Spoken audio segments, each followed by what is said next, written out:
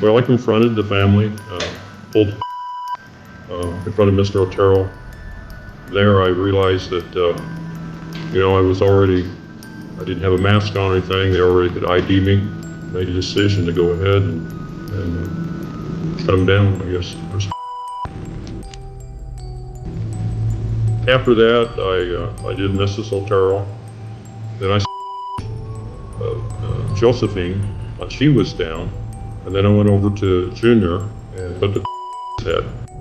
And eventually, Did you do anything else at that time? yes, I had some. No gasp, no break in his voice, no flicker of remorse in his eyes.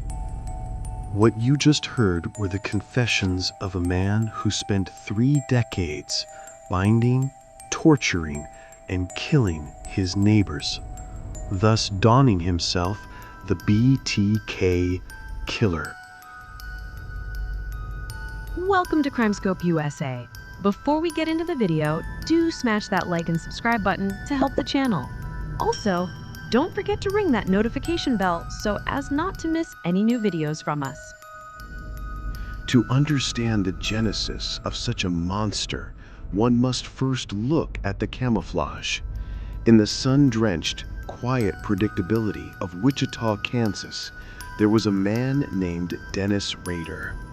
On the surface, his life was a testament to American conformity, a U.S. Air Force veteran, a graduate with a degree in administration of justice, a loyal husband, and a devoted leader in his local Lutheran church. He was, to all who knew him, simply Dennis, an ordinary man. Yet this carefully constructed life was a brittle shell concealing a deeply fractured, malevolent psyche. Rader's path toward murder was paved with a pathological need for dominance and a lifetime of dark, escalating obsessions. As a child, Rader exhibited early, chilling signs of cruelty, reportedly torturing and hanging animals, a classic, unsettling precursor to later violence. But the engine that truly drove him was a fetishistic obsession with control, bondage, and voyeurism. He developed elaborate, violent sexual fantasies centered around trapping, binding, and helpless women, which he acted out through cross-dressing and autoerotic asphyxiation. He actively sought positions that granted him authority and access. He worked for ADT security services, giving him knowledge of homes and vulnerability, and later as a compliance officer for Park City, granting him a badge and limited power over his neighbors. This desire for dominance, for the ability to render another human being utterly powerless, spearheaded his descent. The ultimate expression of this fantasy, the ultimate form of control, was not just in binding and torturing, but in taking the final, irreversible step. For Dennis Rader, killing became the definitive, conclusive act of psychological dominance, confirming his perverse fantasy and establishing him as the sole master of the scene. Join us as we uncover the mask behind the ordinary man, a face that concealed a monster who craved the spotlight. The story of Dennis Rader is not just a tale of violence, but of a chilling narcissism that transformed brutal murder into a stage for self-glorification, compelling him to boast about the very atrocities that sealed his fate.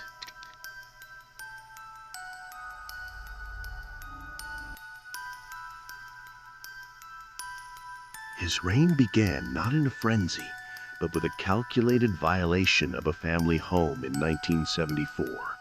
The Otero family, Josephine, Joseph Jr., Kevin, and Joseph's wife, Julie, were home when he broke in. The violence was swift, brutal, and utterly controlled. The method was his signature from the start, binding the victims, subjecting them to a period of terror, and then killing them before fleeing the scene without a trace of remorse. The scene was devastating, but the most chilling aspect was the prolonged silence that followed. For 4 agonizing years, he vanished into thin air. The authorities had nothing but a few confusing details and an unimaginable crime. He returned, striking again in 1978 and 1985, selecting his victims with cold, calculated randomness. A neighbor, a solitary woman, and a college student. His pattern was not geographical, but psychological, selecting moments when he could assert complete control, often choosing victims who were alone and vulnerable. He refined his methods, becoming an expert at selecting entry points, controlling a scene, and erasing his physical presence. But his greatest need, the driving force behind his atrocities, was not for the kill itself, but for the recognition that came with it, to the point where he reports the crimes himself just so the police know who they should trace and be looking for.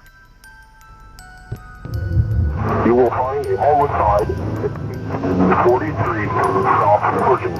You have the box. BTK's actions were never merely acts of violence. They were elaborate, perverse psychological rituals. The torture he inflicted was entirely about establishing absolute dominance and control over his victims, reducing them to objects in his sinister drama.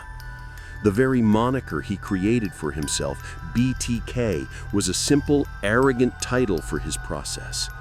After the acts, he would often linger, sometimes even taking souvenirs or photographs, indulging in the aftermath of the scene he had meticulously orchestrated. His home was filled with binders detailing his crimes, a testament to his obsessive need to document and relive his dark triumphs. This need for control soon extended beyond the victims to the public and the police. The killer saw the city as his stage and the investigation as his play. After a decade of unnerving silence, he broke cover, driven by an insatiable ego. He began sending taunting, detailed letters to police and media outlets. These weren't random ramblings. They were carefully crafted communiques demanding recognition and claiming authorship of the murders. He corrected details in the media, provided cryptic clues, and gloated over his ability to vanish. He needed them to know he was still out there, a predator who could walk among them, unseen and untouchable, and yet completely in control of their fear. His job as a code compliance officer for Park City even allowed him to exert limited authority over his neighbors, feeding his twisted need for power.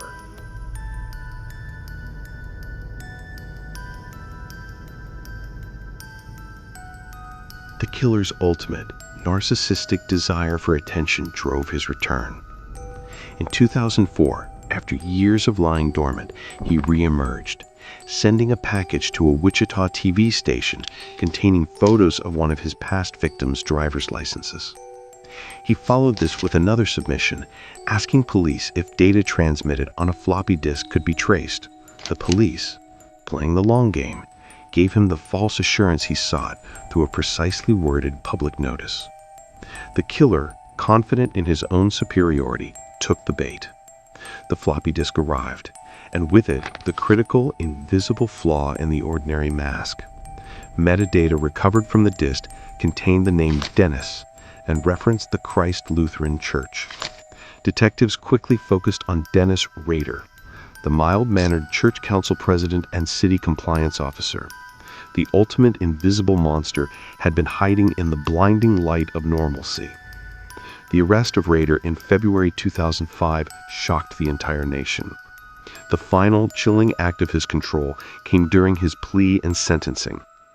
Rader waived his right to trial, delivering a detailed, step-by-step confession in court. He did not express remorse. He described his crimes with that same emotionless, clinical precision heard at the start of this video, narrating the process as if describing a routine maintenance task. He confessed to 10 murders committed between 1974 and 1991. He was sentenced to 10 consecutive life terms, the maximum penalty allowed, and remains imprisoned, a testament to the fact that the greatest evil often wears the dullest uniform. His greatest boast was his ability to hide in plain sight, to violate, and then to tell the tale himself. Dennis Rader, the BTK Killer, was defined by his obsession with control and notoriety. His acts of violence were never just about the kill. They were about the performance for the police, the media, and ultimately, himself. The capture of Rader dissolved the terrifying myth of the unseen phantom and replaced it with the banal, terrifying truth of a predator hiding in plain sight. But the question remains, for a killer whose motive was fundamentally centered on narcissistic recognition and control, was his ultimate downfall being caught because he needed to communicate and boast, a moment of weakness, or the final inevitable conclusion of a pathological script he was destined to follow?